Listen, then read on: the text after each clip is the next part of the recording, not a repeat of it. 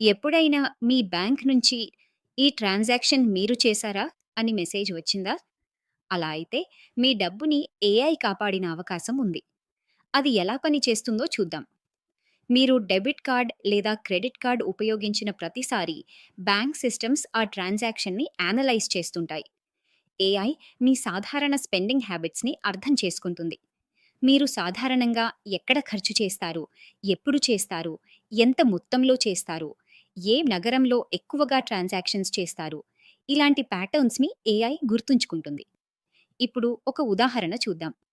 మీరు సాధారణంగా హైదరాబాద్‌లోనే కార్డ్ ఉపయోగిస్తున్నారని అనుకోండి.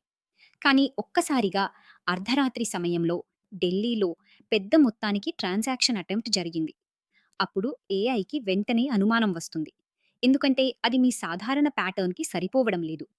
అప్పుడు బ్యాంక్ వెరిఫికేషన్ కోసం ఓటీపీ పంపవచ్చు లేదా కన్ఫర్మేషన్ మెసేజ్ పంపవచ్చు. మీరు ట్రాన్సాక్షన్ నిజమే అని కన్ఫర్మ్ చేస్తే అది ప్రొసీడ్ అవుతుంది. లేకపోతే కొన్ని సందర్భాల్లో ట్రాన్సాక్షన్‌ని బ్లాక్ కూడా చేయవచ్చు. దీనినే అనామలీ డిటెక్షన్ అంటారు. పేరు కాస్త టెక్నికల్‌గా ఉన్నా అర్థం మాత్రం సింపుల్.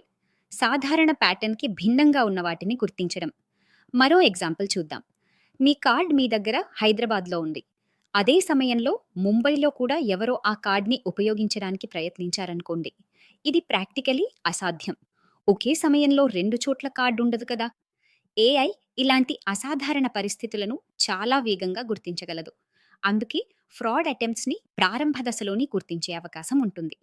ఇంకా ఆశ్చర్యకరమైన విషయం ఏమిటంటే, ఈ ఏఐ రోజుకు 24 గంటలు, వారంలో 7 రోజులు పనిచేస్తుంది. అది 1, 2 అకౌంట్స్ కోసం కాదు, లక్షలాది ట్రాన్సాక్షన్స్‌ని ఒకేసారి మానిటర్ చేయగలదు. అంత వేగంగా, అంత పెద్ద స్థాయిలో పనిచేయడం మనుషులకి చాలా కష్టం.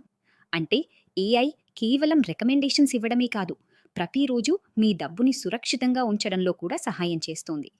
తర్వాతి వీడియోలో ఏఐలో అత్యంత ముఖ్యమైన కాన్సెప్ట్ అయిన మషీన్ లెర్నింగ్ గురించి తెలుసుకుందాం.